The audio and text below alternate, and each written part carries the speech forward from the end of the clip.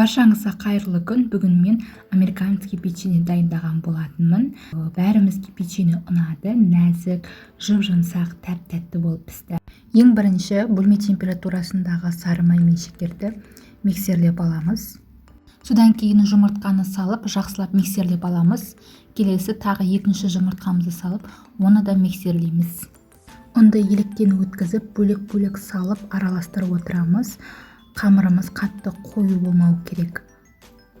Не осындай консистенция болу керек. Енді үстіне аз содасын салып араластырамыз.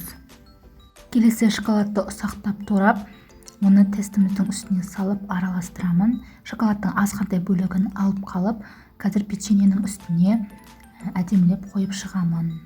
Дайын болған печеньені пергамент қағазы төселген формамызға аз қасықпен салып шығамын. Үстіне шоколадтарымызды қойып шығам. Қызып тұрған пешке 180 градуста 15 минуттай пісіріп аламын. Осымен біздің печеньеміз дайын. Печенье өте жылдам піседі. Сондықтан күйіп кетпеуін қадағалаңыз. Сіздер де осы печеньені жасап көріңіздер. Сіздерге де ұнайтынына сенемін. Менің видеомды соңына дейін қарап, маған қолдау білдіргендеріңізге рахмет. Менің каналыма тіркелуді ұмытпаңыз.